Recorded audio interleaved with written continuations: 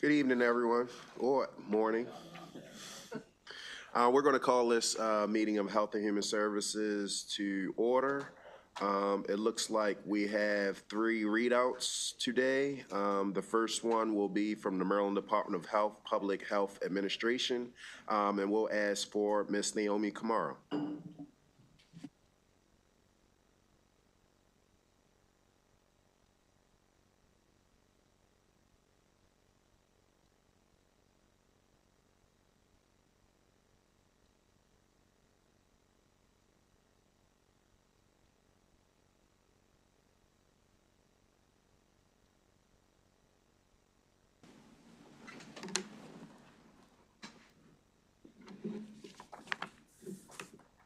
Started? Okay.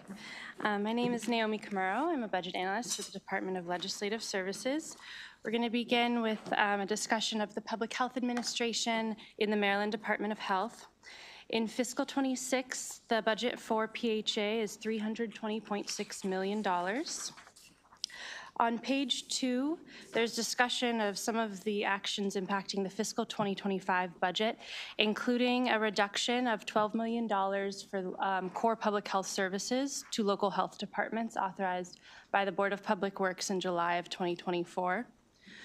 This page also summarizes PHA's implementation of legislative priorities that were included in the fiscal 25 budget bill, including issuing a $2 million enhancement for the Maryland Loan Assistance Repayment Program. On page 3, the fiscal 26 allowance is broken out by funding purpose. The largest portion of the budget is dedicated to the core public health services for local health departments at 36% of the budget.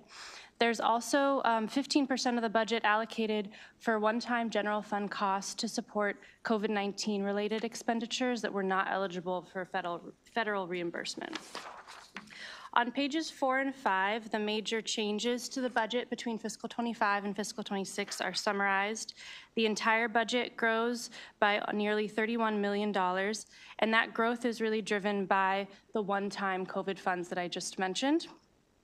And is slightly offset by a one-time enhancement in fiscal 2025 for the local health departments of $25 million due to the availability of ARPA funding. There's also a decrease of $10.5 million due to realignment within the Department of Health. That represents substance use prevention funding moving from PHA to BHA. On page 6, there's a summary of personnel trends in PHA. The fiscal 26 allowance includes nearly 600 regular and contractual employees. And there's a change between fiscal 25 and fiscal 26 of 7 regular employees, which represent transfers within MDH. So these 7 positions are moving from the OCME and the Office of Preparedness and Response to other units of the Department of Health. As of December 31st, 2024, there were 105 vacancies in this administration for a vacancy rate of 18.65%. DLS has asked PHA to comment on the reason for these vacancies and the impact of this vacancy rate on PHA operations. So the issue I'll be discussing today for this analysis has to do with the funding for local health departments. The state is required by statute to support local health departments with core public health services funding. And through fiscal 24, the amount of funding is adjusted by a formula which factors in population growth and inflation. In fiscal 25 and fiscal 26, the statute requires that the formula be budgeted at a minimum of $70 million and $80 million, respectively, and then return to the formula funding growth in fiscal 2027. In the fiscal 2025 appropriation includes $128.8 million, and that is factoring in the $12 million reduction that I previously mentioned and the $25 million enhancement due to ARPA funds. We've asked PHA to provide a breakdown of the $25 million federal fund appropriation by jurisdiction.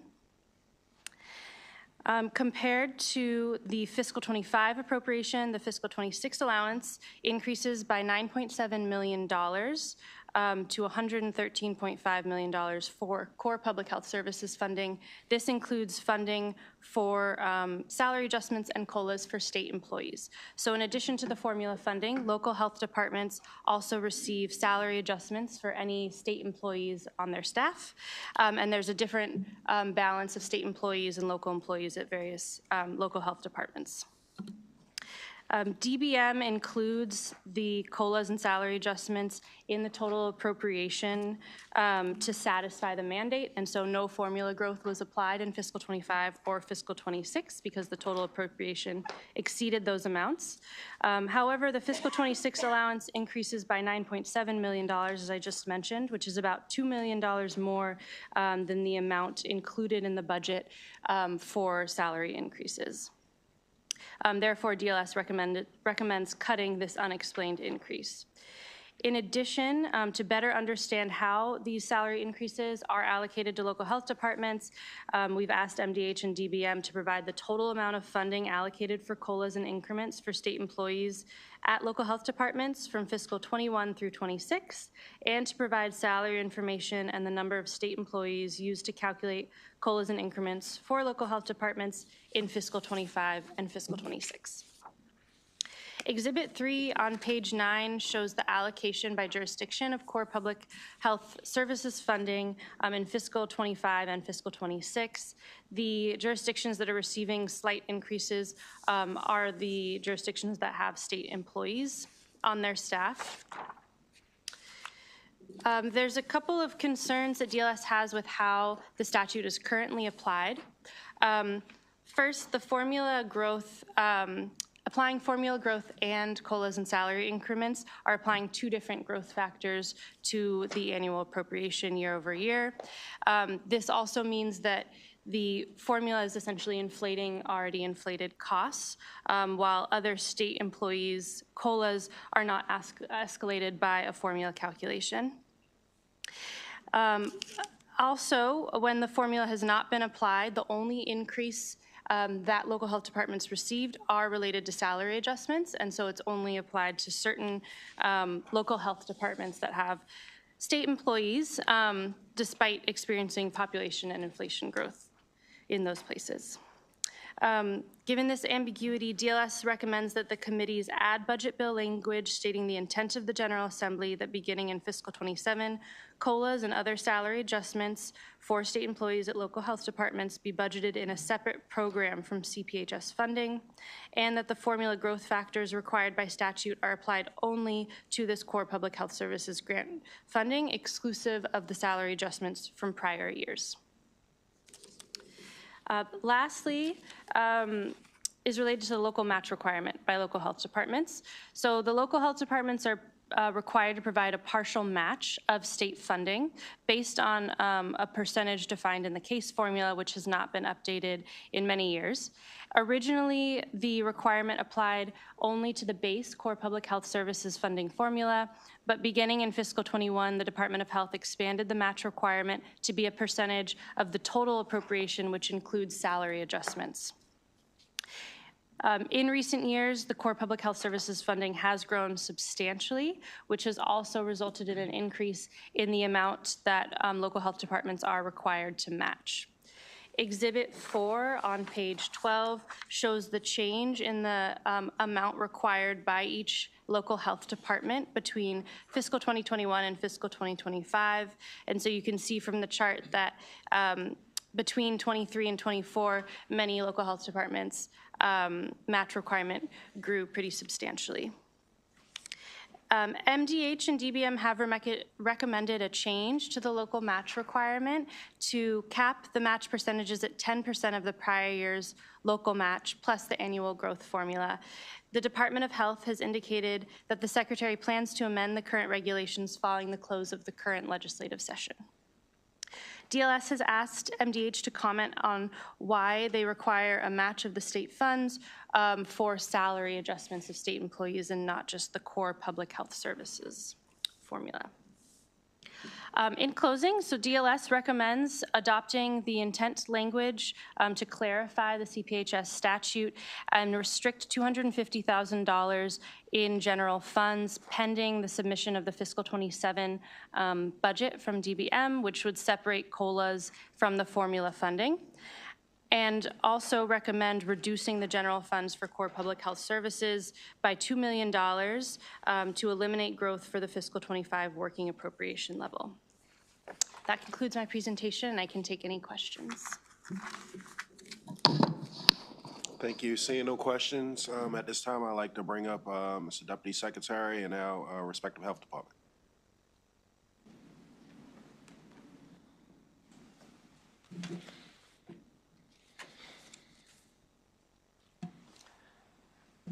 Thank you, Chair McRae and members of the Budget Subcommittee.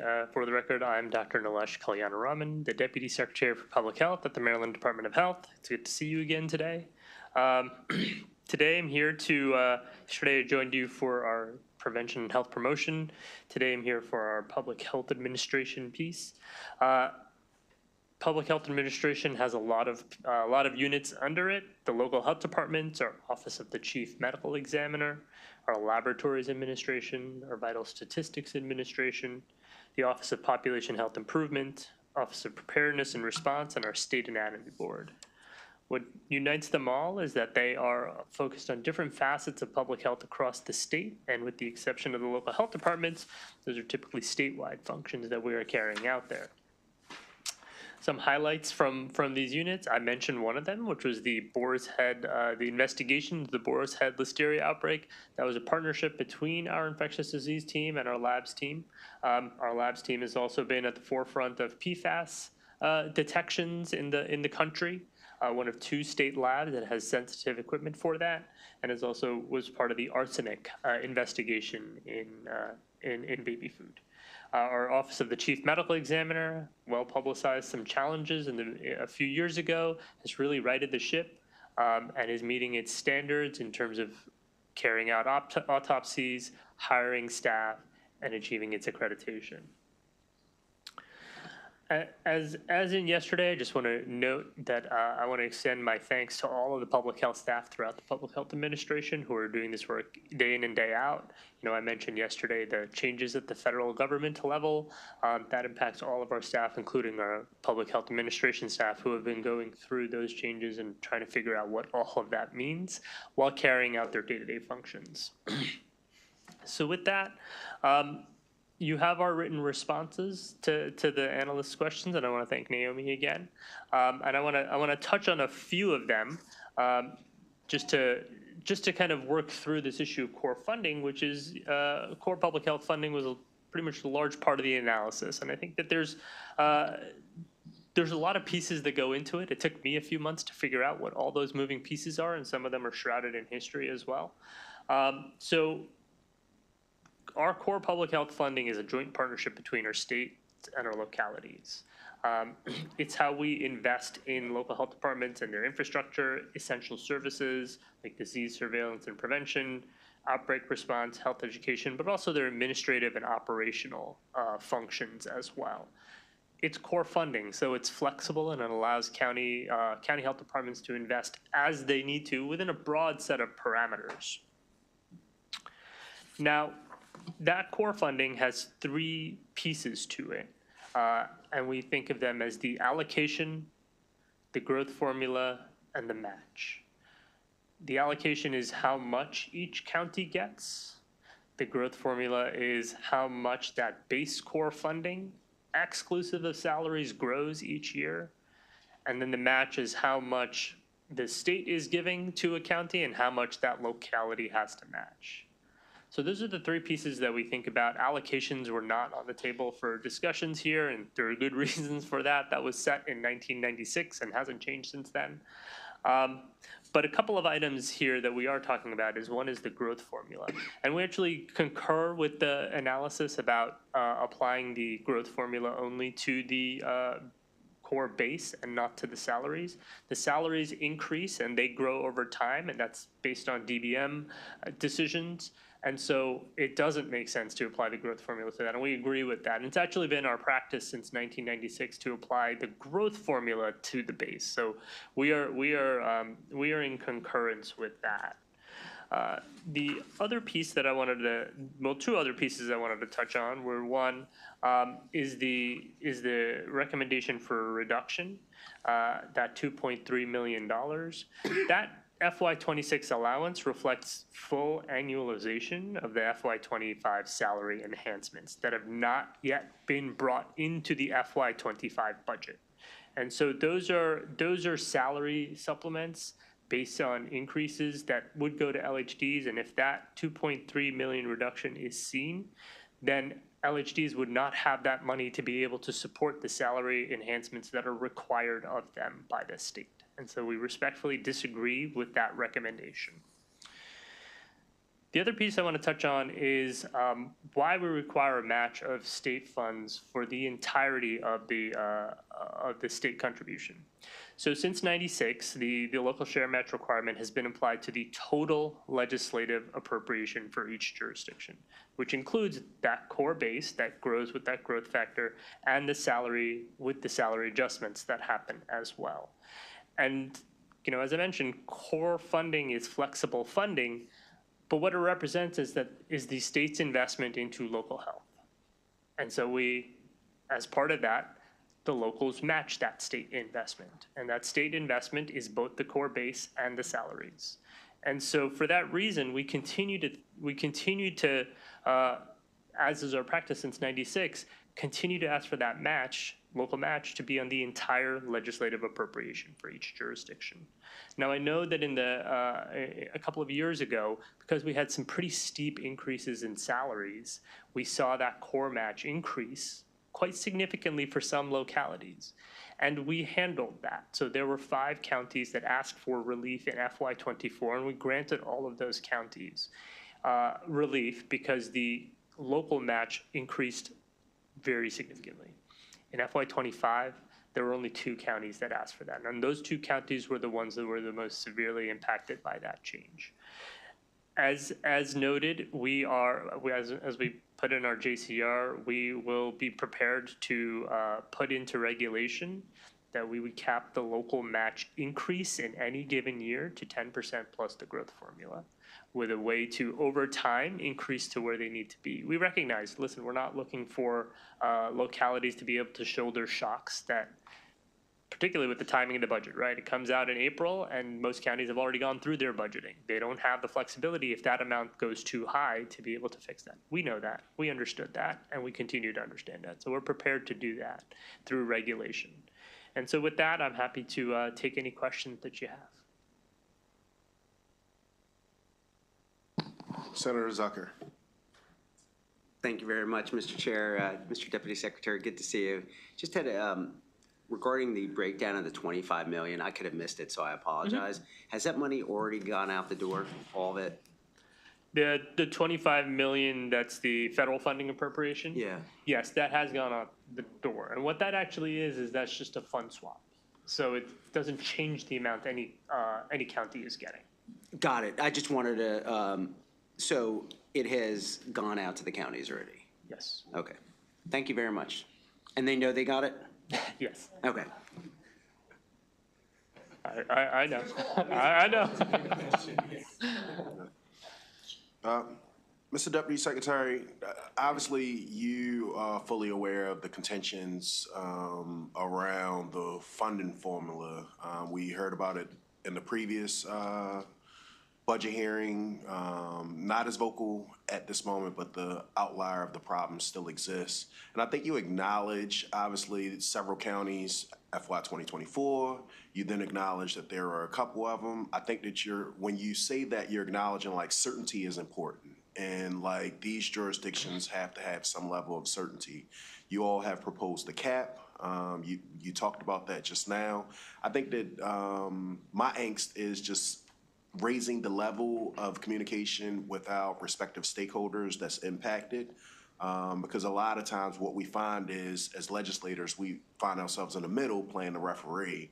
and believes a lot of these issues can be worked out internal without our level of engagement. So if you can help me out from that standpoint. And when we talk about timeline of doing it within regulation, can you just like say what time frame would something like that take? Is this a 6 month for you all to make this change internally within the respective agencies? Is it 9 months? Is it a year? What do you forecast from start to finish? It usually takes about 6 to 9 months, and that's just the regulatory process. So for our purposes, drafting the language, we know the language. We just need to put it in regulatory language, and then we can move it through that process, through the AELR process. Okay. Is there any reason why we were waiting until April to start the process? Well, we just wanted to make sure that as we go through the legislative session, that if there are any changes or additional discussions, that we're not putting regs forward at the same time that other maneuvers are being made. So we want to, but we're happy to, if there are no other efforts to address this, and all parties are comfortable with this being the solution, we're happy to move forward sooner than that. I don't want to say that all parties are happy, because if we were all happy, there will possibly be some level of a problem. I think that we recognize that this is very complicated. As stated, it's been in place since the 1990s, and like there probably will need to be more of a robust effort when we're talking about changing formulas and things of that nature. So this gets us at least to some level of a safe space when we talk about the certainty and just giving the counties the comfortability that they know, hey, we don't have to think about this from a year-by-year standpoint. We do have a 3-year or 5-year or some level of a window when we think about the funding formula that's in front of us. So all I'm asking for is just raised amplification in reference to communication. And I think that we'll probably have some follow-up just to make sure that we hold you all accountable to some level of a timeline, I think, within that 6 to 9 months that you're talking about. I'm happy to increase that communication. Yes, sir. Commit to that. Seeing no further questions, I think that it's appropriate to move on to our next hearing. And I just want to lean in and say thank you, Dr. K, for the work that you all do, and all of the folks with the respective health department. Thank you. And Ms. Camaro, we will continue to keep seeing you, but more importantly, thank you. Colleagues, at this time, if we can have SDAT, and we have Mr. David Propert.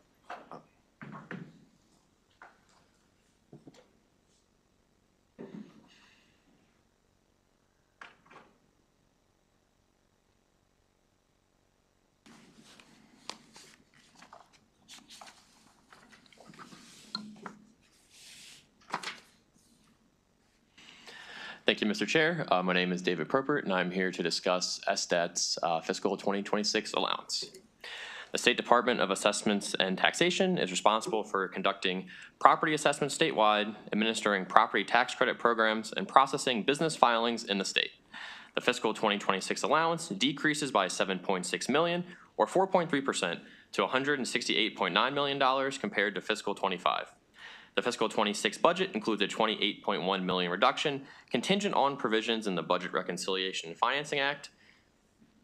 $20.9 million of general funds are swapped with $20.9 million of special funds due to a proposed change in cost sharing between local jurisdictions and SDAT as it pertains to SDAT's real property valuation, business personal property valuation, and information technology expenses. Current law stipulates that local jurisdictions pay for 50% of these expenses, and SDAT covers the other half. A provision in the BRFA would change the 50-50 cost sharing split to a 90-10 split, which would cause local jurisdictions to pay for 90% of the costs. The cost increases are broken down by jurisdiction in Appendix 5.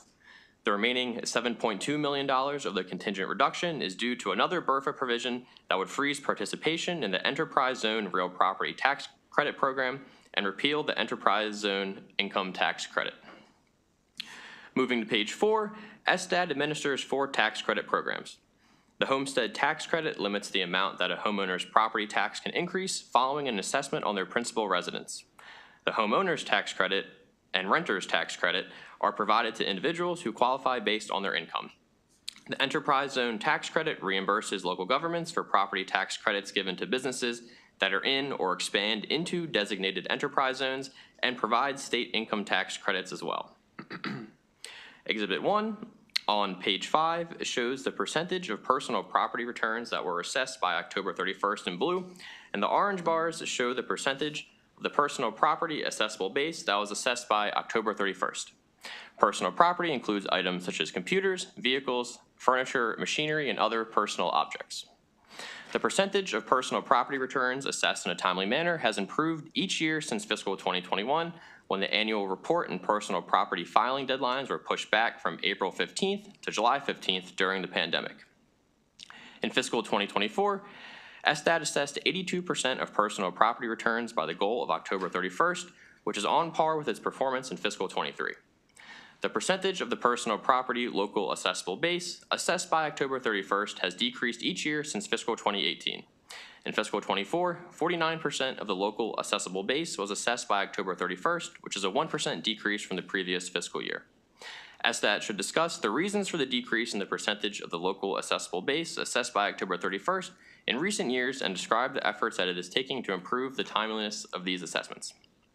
Exhibit 2 on page 6 displays the assessable base in the blue bars, and the line represents the residential assessment to sales ratio, also known as median assessment accuracy.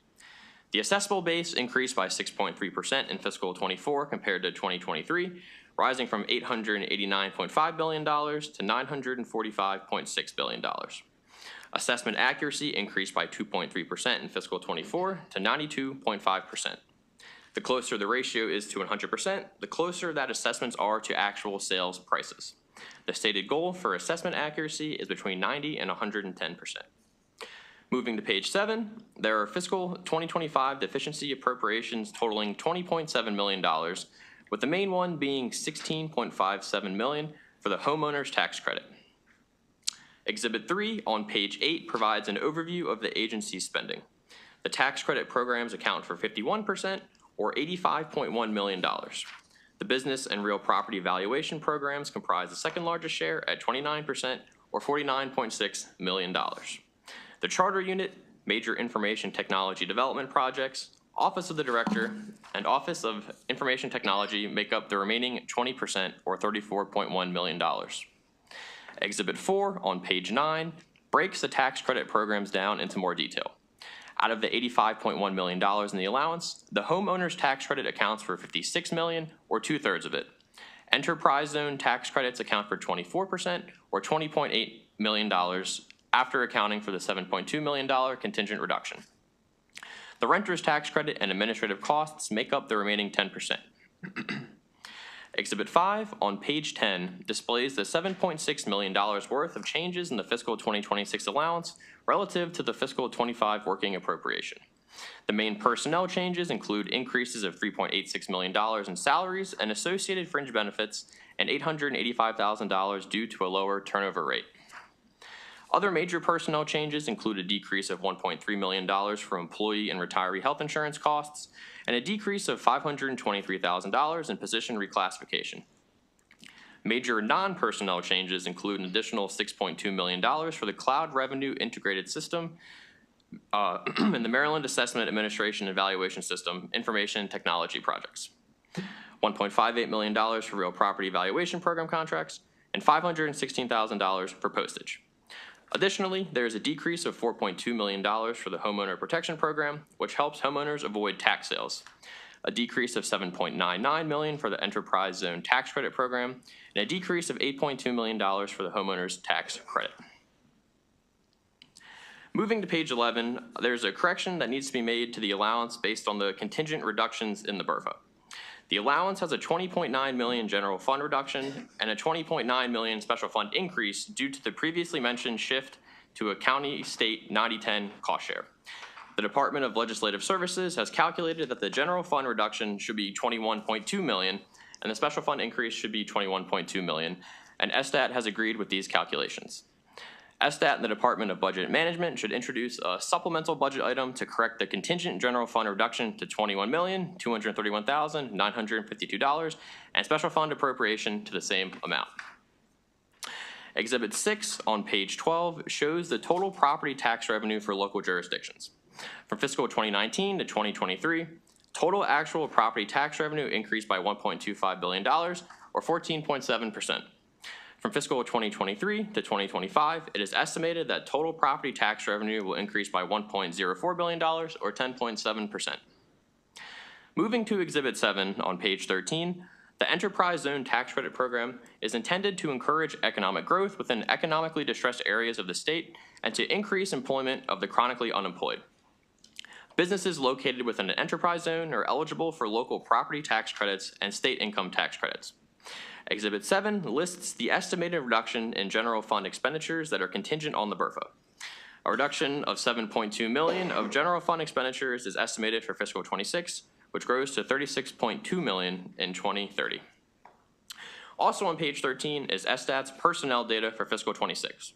There are 2 new positions in the Office of Information Technology, and among the 30 total vacant positions as of December 31st, 2024, only 4 have been vacant for more than 1 year. On page 14, high turnover for real property assessor positions has troubled SSTAT for many years, primarily due to competitive salaries for similar positions in nearby states. Language in the fiscal 2025 budget bill restricted $50,000 in general funds pending 2 reports regarding vacancies and staffing in the real property valuation program. $25,000 was released in October 2024 following the first report, and the second report was submitted in December 2024. Upon review, DLS determined the report to be in compliance with the budget language and therefore recommends that the remaining $25,000 in withheld general funds be released and will process a letter to this effect if no objections are raised by the subcommittee. Exhibit 8 on page 15 shows the vacant positions by month for real property assessors in calendar 2024. There was a notable drop in vacancies after July, which coincided with the salary review and salary increases that went into effect July 1st with the beginning of fiscal 2025. Exhibit 9 on page 16 displays those changes. Minimum assessor salaries increased between $0 and $4,331, and maximum salaries increased between $3,256 and $11,456. SSTAT indicates that these salary changes are the reason for decreased vacancies and that salary enhancements will also positively impact employee retention. DLS recommends adopting committee narrative requesting that SSTAT submit 2 reports to the budget committees on the vacancy rates for its real property assessor positions to ensure that this trend continues. Exhibit 10 on page 17 shows the number of homeowners tax credits and renters tax credit applications, along with the percentage of applications that were eligible. From fiscal 23 to 24, the number of homeowners tax credit applications increased by 5.3%, and the percentage of eligible applications increased by 1.2%, reaching a total of 64.7%. Over the same time span, the number of renters tax credit applications changed, but Mr. Chair, we do have a slight correction to make. So immediately before the hearing started, we determined that I'd actually copy and pasted the incorrect numbers for fiscal 24 for the percent eligible among renters applications, and instead of 60%, that number should be 47%. So after the hearing, I will certainly pass along the updated exhibit for all of you. SSTAT has noted that one long-term factor influencing eligibility levels could be that income threshold determining eligibility trails behind wage and salary inflation. As of January 2025, the income eligibility requirements for the homeowner's tax credit have been in place for over 18 years, with renter's tax credit eligibility requirements in place for over 7 years. Exhibit 11 on page 18 shows homeowners tax credit spending from fiscal 2017 to the 2026 allowance. Tax credit utilization saw a downward trend from fiscal 21 to 23 before increasing to $60 million in fiscal 24. The fiscal 25 budget initially provided only $48 million for the homeowner's tax credit based on fiscal 23 actual spending, but a proposed efficiency appropriation increases the working appropriation by $16.3 million to $64.3 million. The fiscal 26 allowance of $56 million places homeowners tax credit spending lower than actual fiscal 24 spending, despite the recent increases in applications and percentage of eligible applications. SSTAT should discuss whether the fiscal 26 allowance for the homeowner's tax credit is adequate based on recent participation trends and projected fiscal 2025 spending. Exhibit 12 on page 19 shows renters tax credit spending from fiscal 2017 to the 2026 allowance. Following a significant decrease in renters' tax credit spending from fiscal 20 to 21, there is a steady decline from fiscal 21 to 23.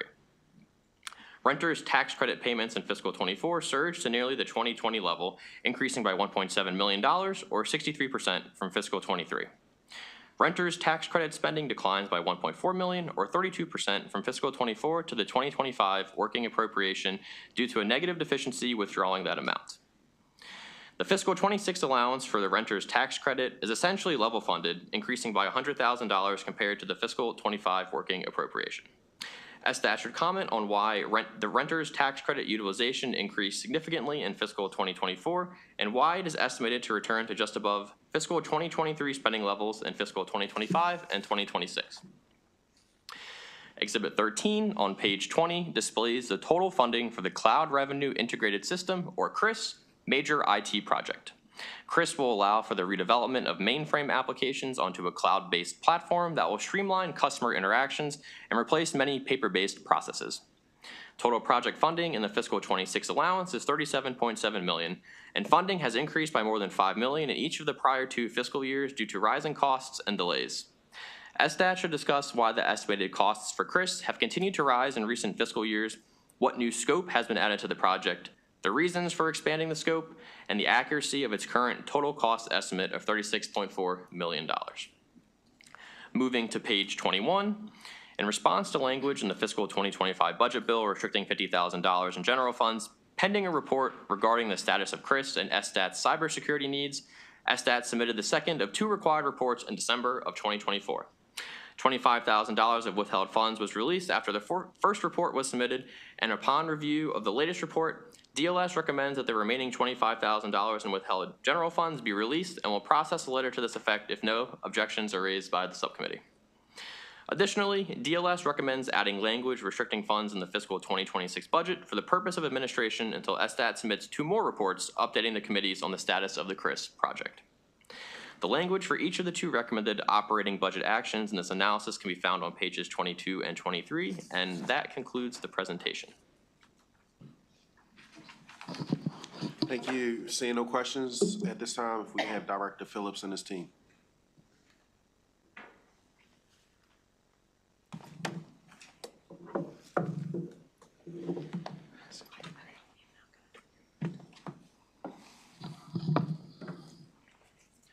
Good morning, Mr. Chair and members of the committee.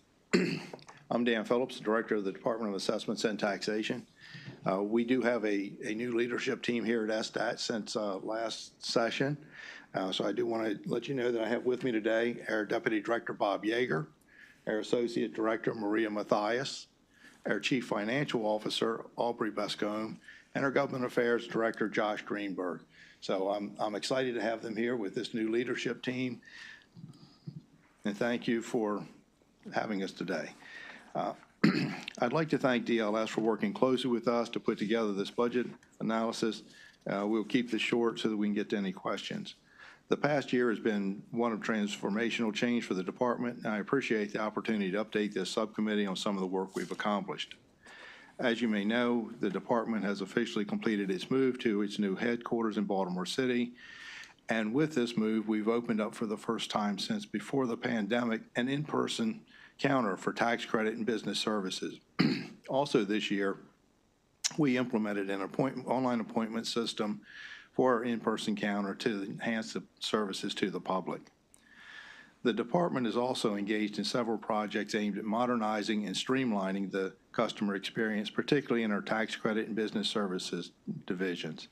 As you are aware, the department's CRIS, Cloud Revenue Integrated Systems project, is well underway. This project will help the department transition away from legacy systems, which are nearly impossible to find, mainly nearly impossible to find mainframe programmers. Over the next 2 years, the department's entire Maryland Business Express system will be migrated into the cloud, making the software more flexible to accommodate the needs of Maryland's growing business community. The department notes that DLS points out increases in costs for the CRIS conversion. One part of this project, moving the tax credit application system to One Stop, has increased in cost due to changes in end-user functionality and some legislatively mandated new scopes that were set in place to assist property owners. The department is currently in the process of implementing a few legislative mandated changes coming out of the 2024 session, including changes to the homeowner protection program. We have also been focused on implementing key procurements mandated by the legislature last year. We will continue to make sure we collaborate with our partners here in the General Assembly to carry out the law faithfully and with your vision in mind. DLS has requested a comment on the slight increase in the percentage of local assessable base reported, slight decrease in the percentage of a local assessable base reported on by October 1. In our business personal property division, we do triage assessments reporting by the size of the account. The top 5 largest accounts in each county and the top 100 largest accounts from the previous year are all assessed first by the November deadline, not October 1st. While it does appear that a fair amount of our base is assessed after October 1st, this is made up of the smallest accounts that have the least impact on the county budgets. In addition, last year, while we still processed 82% by the October 31st, November 1st deadline, we did extend the deadline for all the reporting from April 15th to June 17th in response to the Key Bridge collapse. So all of our reports came in later, or a lot of them came in later than they would normally have come in. But we did that to ensure that any companies affected by the collapse of the bridge would not be put in, so that they were not in good standing and therefore not eligible for assistance as a result of that collapse.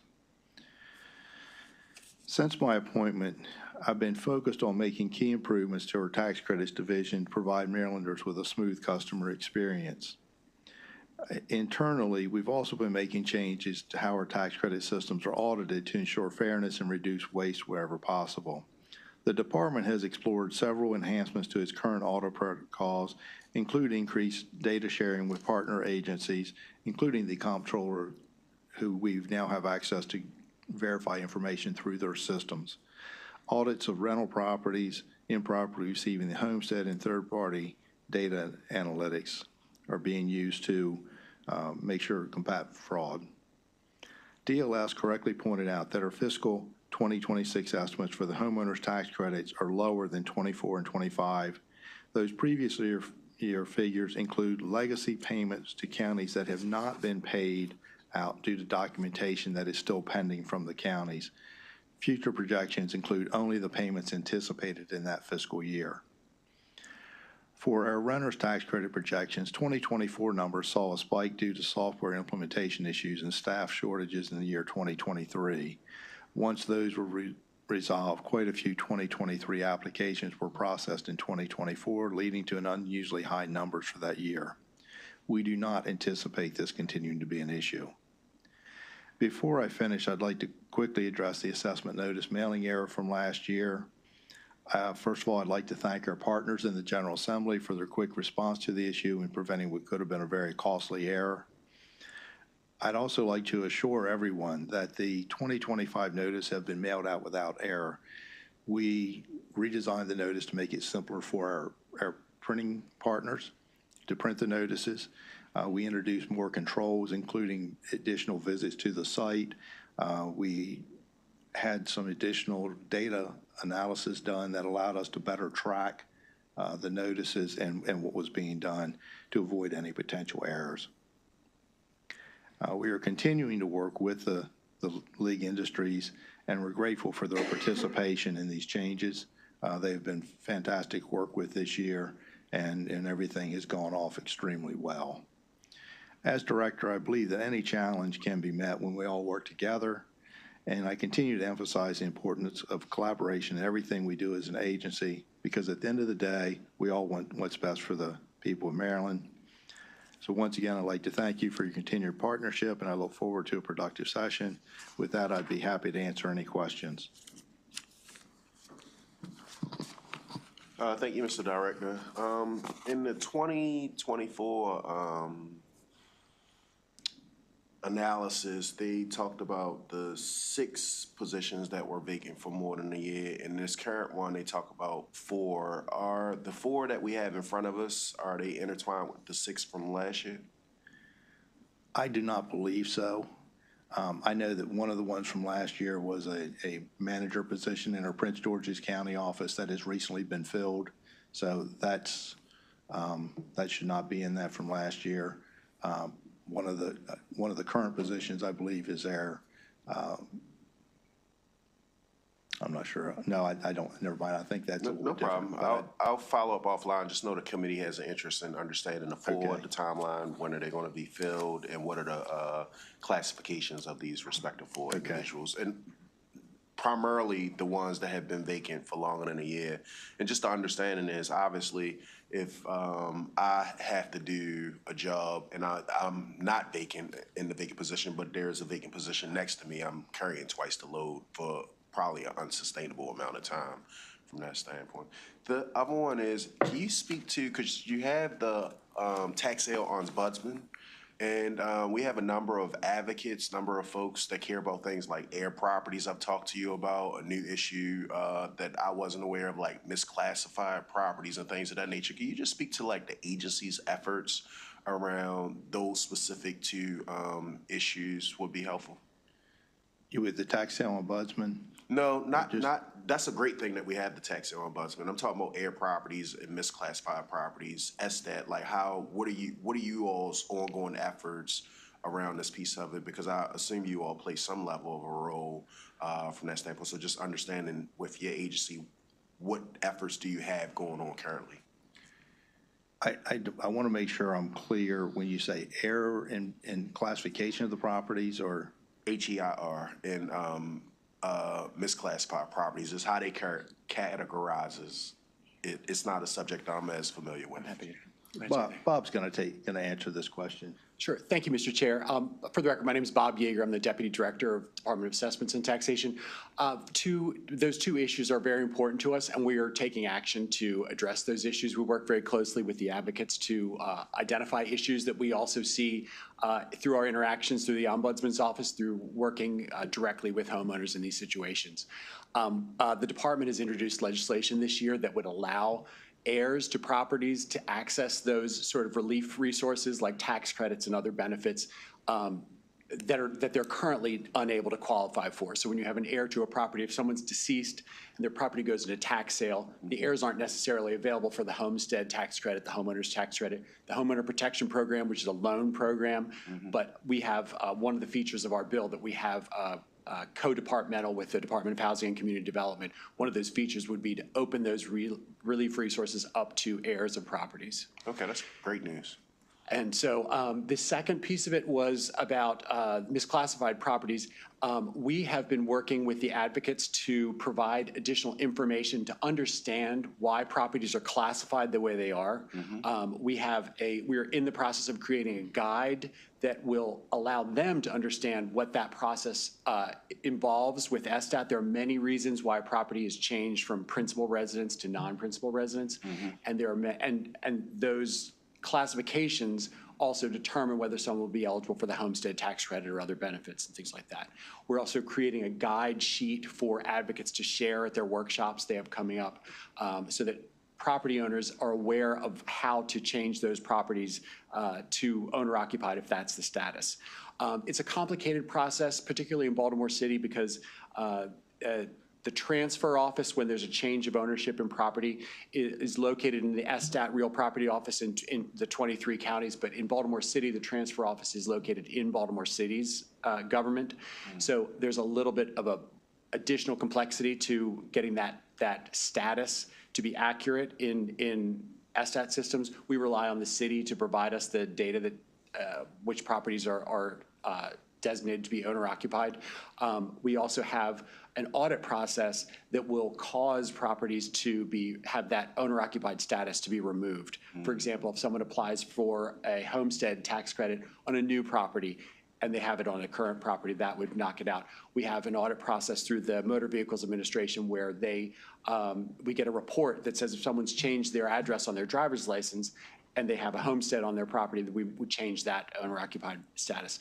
We're looking into ways where we can increase our communication when that change happens. In many of the instances, the department sends communications to that property owner, to the property address or the mailing address, to let them know this property has been flagged for a change in the status, please contact us and let us know. And they have the opportunity to reach out to us. We're looking at how we can enhance those communications. So maybe there's a second follow-up so that we can give a property owner every opportunity to let us know. We want to maintain that principal resident status. One of the tools that we have access to that we've expanded just since December is we have an outreach program for the homeowner protection program, and we put systems in place. This was a legislative mandate where we're accessing we're working with our partner agencies to get phone numbers for people, which we don't generally have. We just have their property information. So we can use those partnerships to also access additional contact information to, again, reach out and increase our communication to property owners when that change in classification is being contemplated. So I won't belabor the committee much longer, but just know that there is an interest in this. I hope that we can set up a conversation offline around this specific issue. What I have rumbling around in my mind, just understanding why is Baltimore City an outlier when you talked about the office that sits there, just trying to understand the historical component from that standpoint. But I do think that we all have a role in it. There's somewhat of a conversation going on around another issue, but I do know STAT has a place in this conversation. The other piece is if you can email my office the bill number that you were talking about, what are some of the good changes that you were there, so I would know if it's a departmental. I don't know if it's on the Senate's radar, if it's just on the House, but getting context of the bill number would be helpful. absolutely, will do. Yes, sir. And I do want to make sure that anything we do, we want to be fully cooperative. Any issues we're glad to address, be it in session or outside of this meeting space. Yes, sir. Senator Zucker. Thank you very much, Mr. Chair. Good to see everybody. Just had, I know that there were a couple of repeat audit findings, and I just wanted to see if you guys felt like you had that under control now. I'm not sure which exactly. Sure. One was HTC applications, and the other one was State Department of Assessments Taxation did not obtain available information from records from the Comptroller of Maryland's office and failed to register potential businesses with SSTAT and file personal property returns. We did establish with the Comptroller, they gave us access to their system. I believe it was this past July, so that we could then check systems that they had to compare the records.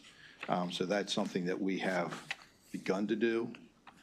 And then the second one is just making sure that you continue to do timely audits of HTC applications. Right. Yes, Right. that is something that we are working on. We currently are in the process of doing a procurement with one of the national vendors that tracks homeowners tax credits or homestead situations nationwide, so that we can have that information available to in-house audit those credits and look and see when someone gets a credit somewhere else in the country that we know they're not deserving of it, should not have it here in Maryland. So that's something we have ongoing that we're working on. That was the specific audit finding, that we weren't utilizing a resource to determine homesteads in other states. So that's what we're looking to resolve. Seeing no further questions, Mr. Director, I just want to thank your team in reference to the work. Look forward to following up the conversation around error and misclassification and getting that bill number also. Thank you again. And Mr. Proper, you won't be leaving us, so I'll leave my comments to the next agency. Colleagues, we'll move on to the last. Thank you very much. Yes, sir. We'll move on to the last agency for the day, which is the Property Tax Assessments Appeals Board. And once again, we have Mr. David Proper reading out the analysis.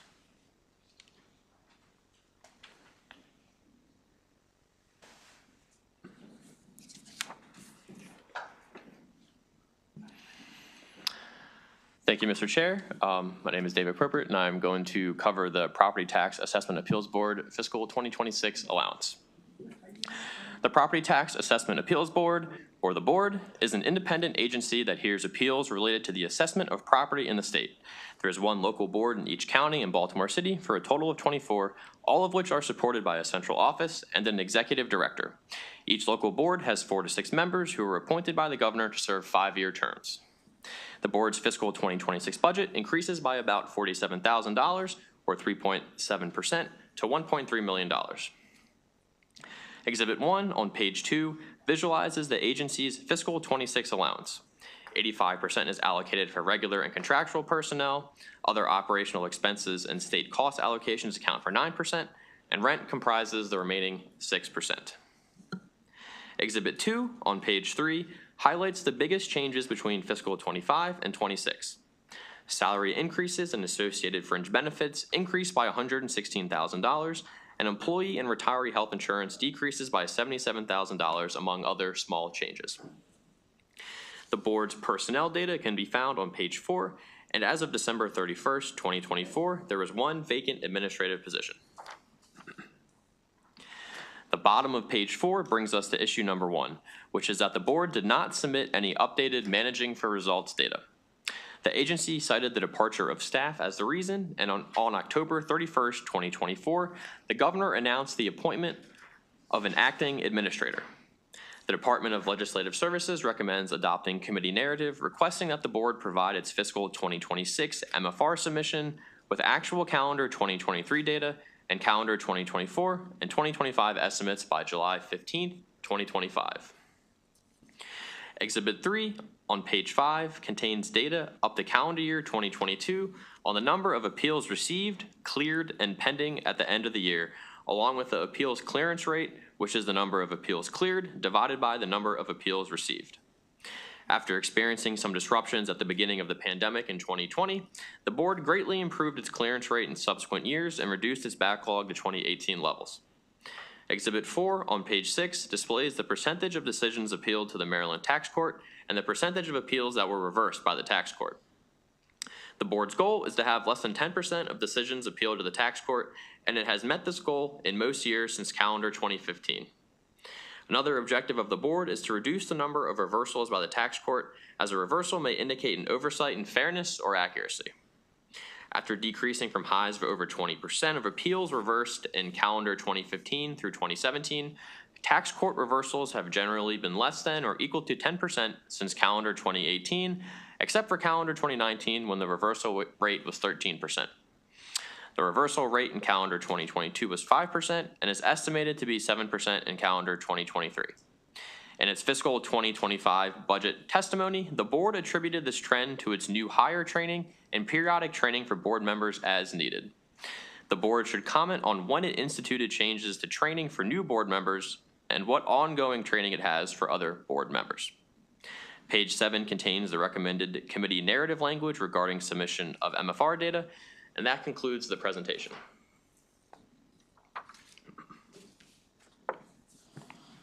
Thank you. Seeing no questions, if we can bring up the agency Administrator Katrina Wiggins. I'm with DBM.